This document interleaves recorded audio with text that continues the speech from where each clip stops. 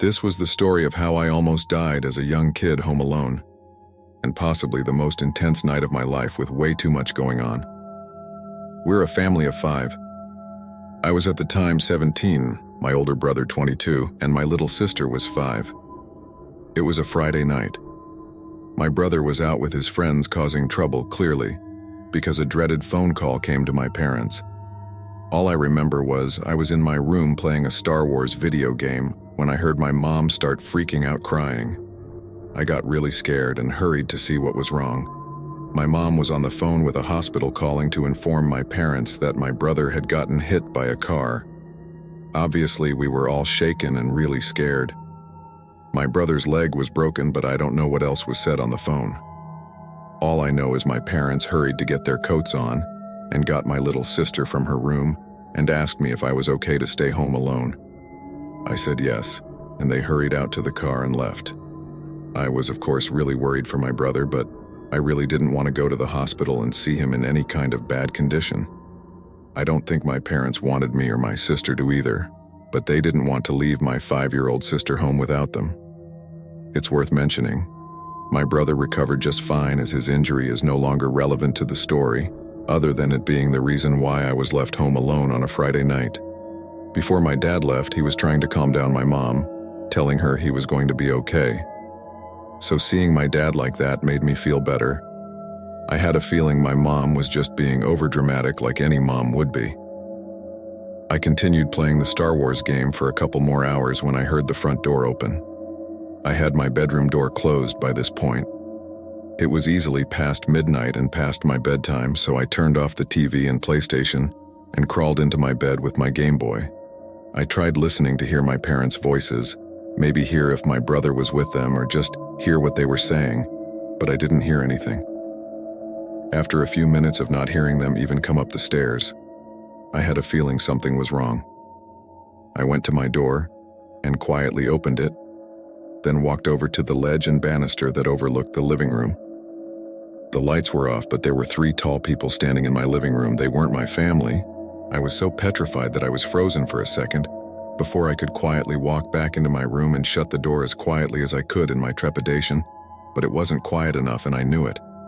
They had to have heard the door click shut, even if just slightly. I hurried to my closet door, opened it quietly, stepped inside, then shut the door. I had myself sitting behind a bunch of the boxes and bags of clothes that were stuffed in my closet. I was actually pretty covered from view. There was a short period that felt like forever that I was anticipating my bedroom door open, and it did. And at that moment, I knew I was going to die. I heard footsteps walk into the room. I couldn't tell how many people. It may have been 1, it may have been 2. I heard the footsteps move to my bed, and I heard my covers being played with. Then silence. That more footsteps towards the closet door, then silence for a few seconds, and then the closet door opened. My heart was in my throat by this point. All I did was sit quietly and hold my breath. The door was open for a really long time, but I didn't look up. I didn't move. It had to be a good seconds of silence before the door closed again. Footsteps walked away from the door, then out of the room. I finally looked up, and I just realized from where I was, crouched down behind the bags and boxes, I may have been visible to that person. It wasn't until probably an hour that I heard my parents return. I ran downstairs to them. The front door was left ajar by the people who broke in, and they had stolen a number of valuables from our house. It was a night that just went from bad to worst for our family. My parents were in such a rush when they left for the hospital that they apparently didn't even lock the door. I was lucky to have not been killed, that were kidnapped. I look back now and really wonder if the person who opened the closet and just stood there for seconds saw me hiding in there. Maybe he was just a guy that came to rob a house, not to kidnap or hurt a child. Or maybe he just didn't see me and I just narrowly escaped death or injury.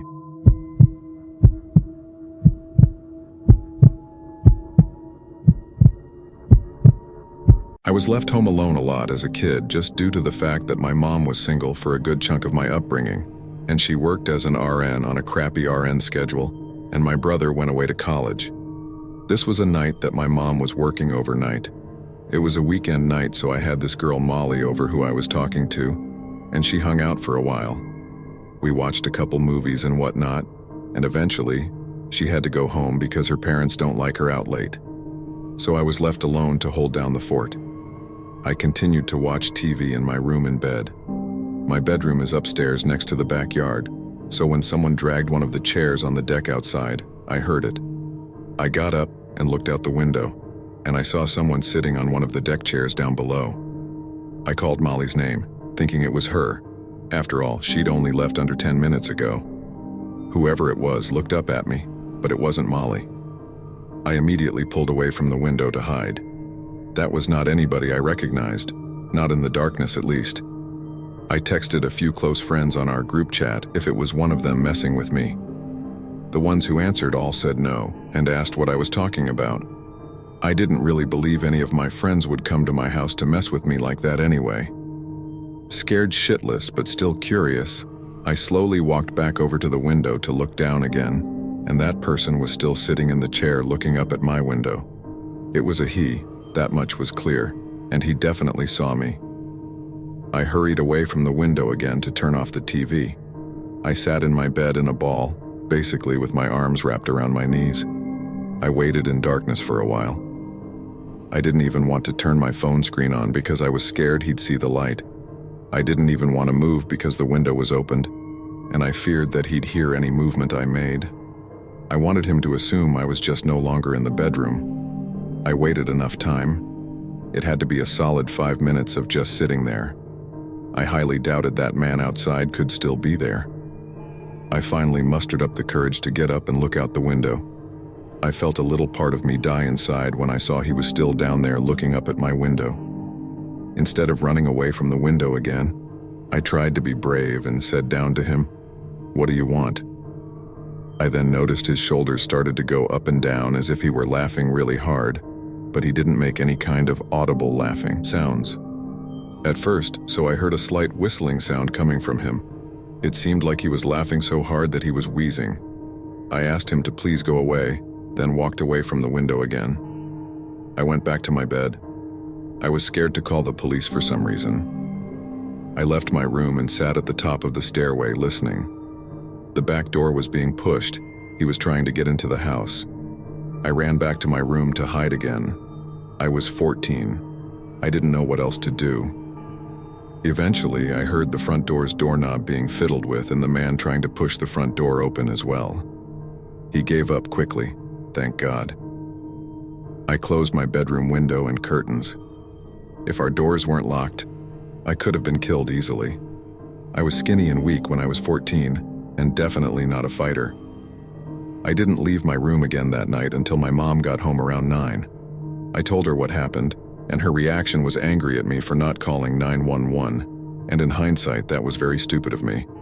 One of the many things I did, or rather didn't do, at a young age that I questioned greatly.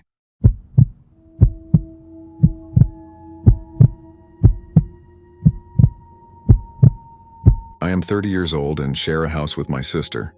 It's a 2-floor house, a mother-daughter house, meaning it has 2 kitchens. My sister takes the downstairs, I take the upstairs.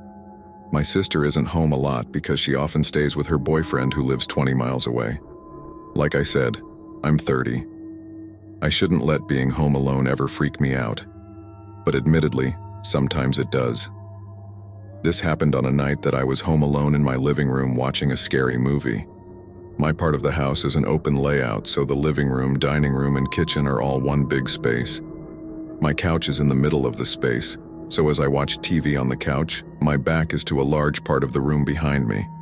So for those a little more easily spooked, it wouldn't be the most comfortable place to be sitting alone watching a scary movie.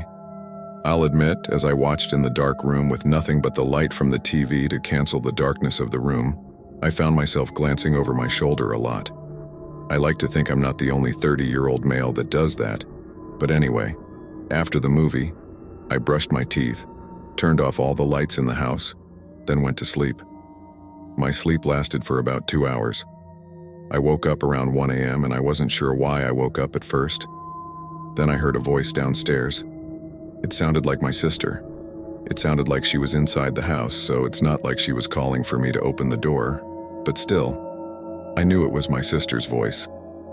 I didn't know what she was yelling up to me though. but I was still groggy and not thinking straight. All I could think was that she must have been calling for me or arguing with her boyfriend, so I got out of bed and went into the pitch-black hall. I turned on the hallway lights and then made my way through the living room and heard my sister's voice again from downstairs. Now I could understand her to be saying my name.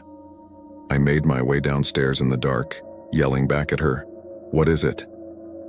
I looked for the light switch in the foyer downstairs but couldn't find it. I'm not lying when I say I was groggy as hell. I walked down her little hallway towards her kitchen, found a light switch, and flicked it on. The light in the kitchen lights up her little apartment, including her living room. The light starts off dim and needs time to brighten up, but I still saw that there was no one down there. Not her, not her boyfriend. I went to her bedroom, but it was empty. I called her name really loudly one time. No one called back. But shortly after I yelled, I heard something drop to the floor in my sister's bedroom, which I had just checked, and it was empty. I went back up the stairs like a little kid and went back to my bed to where my phone was. I tried to call her a few times, but she didn't pick up. I had myself locked in my room, wondering if I had just hallucinated all of that. Eventually, I fell asleep, and in the morning, I woke up to a text from my sister asking why I called her at 1 a.m. I asked her if she was home last night, and she told me no. She was currently staying at her boyfriend's house.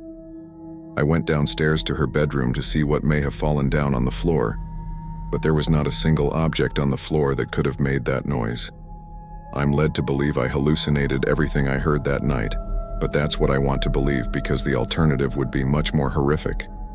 But I've never really hallucinated anything else or had any kind of sleep disorder, so how vividly I heard my sister's voice, and that sound in her room really freaks me out.